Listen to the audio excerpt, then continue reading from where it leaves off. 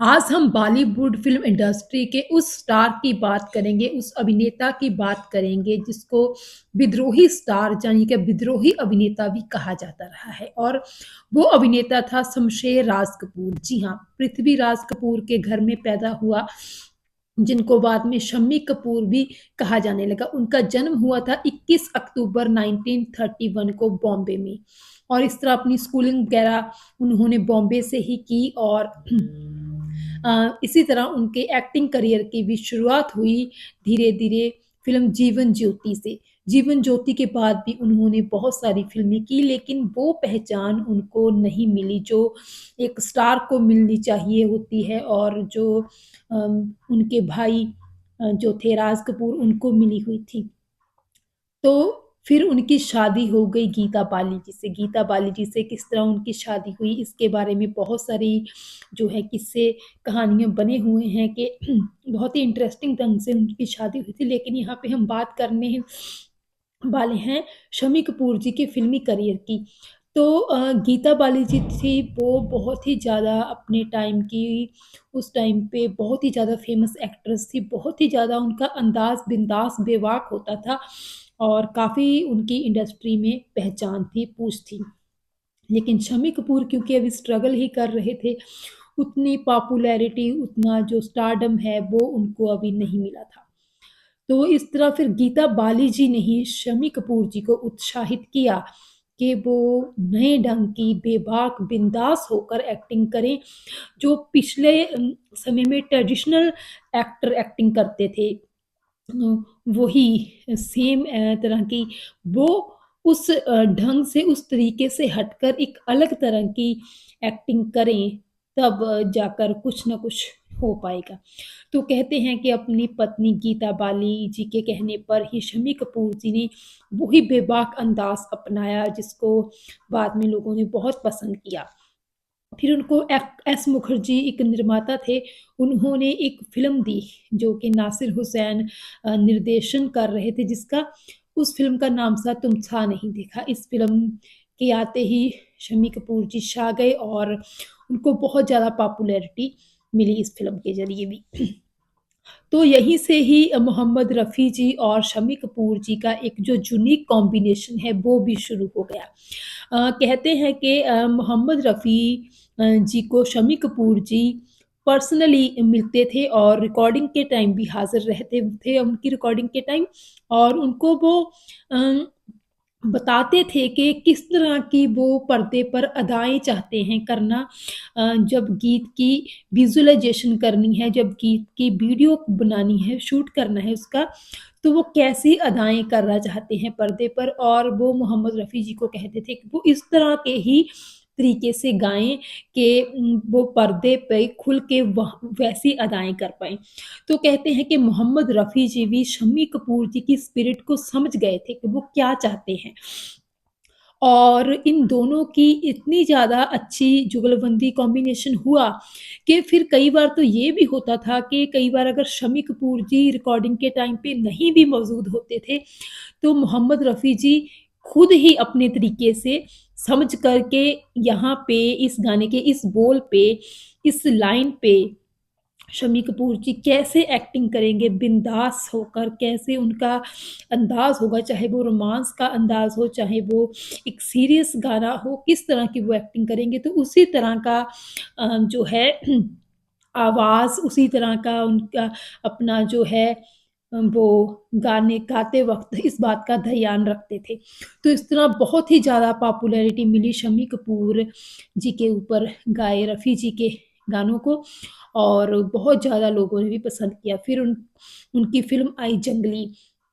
इस फ़िल्म ने तो धूम ही मचा दी थी शायरा बानो के साथ फ़िल्म में शम्मी कपूर की जोड़ी को खूब पसंद किया गया और एक जो है विद्रोही कलाकार, विद्रोही स्टार की जो उनकी इमेज थी, इस फ़िल्म ने तो और भी ज़्यादा वो थी, प्रचंड कर दी, बहुत ज़्यादा उसको ताकतवर बना दिया। तो इस तरह अगर बात करें शम्मी कपूर जी की, तो उनके बारे में एक बात ये थी कि शम्मी कपूर जी अपनी हर एक्टिंग के हर रोल में, वो अपने हर किरदार में अपने आप को उसी तरह ढाल लेते थे। उन्होंने रोमांटिक भूमिकाएँ भी की हैं, उन्होंने सीरियस टाइप के भी रोल किए हैं, उन्होंने जो है अलग-अलग तरह के रोल की हैं और उसी ढंग से वो अपने आप को ढाल लेते थे, एक्टिंग वैसे ही कर लेते थे। अगर हम उनकी फ़िल्मों की बात करें तो ऐसी हर कोई उन्होंने फ़िल्म की है, हर तरह की और हर तरह के रोल को उन्होंने बखूबी निभाया भी है। लेकिन फिर एक ऐसा समय भी आ गया था जब शम्मी कपूर जी जो थे हीरो के तौर पर अपनी फ़िल्में उन्होंने करनी बंद कर दी थी और अपना रुख जो था वो एक कैरेक्टर आर्टिस्ट के रूप में करने का जो है तय किया। तो इस तरह अगर हम उनके एज़ अ हीरो रोल निभाने वाली फ़िल्में जो हैं उनकी बात करें तो छोटे सरकार एक फ़िल्म थी उनकी 1974 में आई थी, यही उनकी as a hero last picture कह सकते हैं। उसके बाद उन्होंने अपना career as a character artist continue किया और उनको बहुत पॉपुलैरिटी मिली, बहुत उनका करियर चला भी लंबा और बहुत सारी फ़िल्मों में वो खूबसूरत रोल्स में नज़र आते थे, दर्शक उनको पर्दे पर देखना भी पसंद करते थे। ये बात नहीं थी कि उनके जो है हीरो ना होने की वजह से उनको लोग पसंद करना बंद कर दिया था। वो उतनी ज़्यादा वो उनको नहीं पसंद करते थे। ऐज होने के बाद ऐसा नहीं था। बहुत फ़िल्मों में उन्होंने बहुत अच्छे खूबसूरत रोल निभाए और लोगों ने उनको बहुत पसंद किया। इस दौरान उन्होंने काफ़ी फ़िल्में प्रोड्यूस और डायरेक्ट भी की और उनको काफ़ी सफलता भी हासिल हुई। लेकिन जो सपोर्टिंग एक्टर कैरेक्टर रोल्स में वो जान डाल देते थे, वो एक अलग ही उनका जो था, वो मय्यार था, उनका अलग ही दायरा था।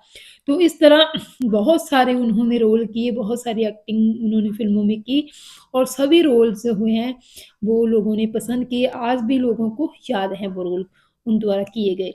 तो इस तरह कह सकते हैं कि हम अपनी दोनों ही पारियों में एक्टिंग की पहले एज़ अ हीरो फिर उसके बाद कैरेक्टर आर्टिस्ट के तौर पर उन्होंने बाखूबी निभाई और जो एक रेबेलियन स्टार, एक विद्रोही स्टार का उनका एक विद्रोही एक्टर का जो एक इमेज था उनका, वो उन्होंने बहुत खूबसूरती से निभाया उसको और उनकी पर्सनैलिटी भी ऐसी थी कि वो लगता ही था कि हाँ, ये मतलब विद्रोही कलाकार अगर विद्रोही अदाकार उनको कहा जाए।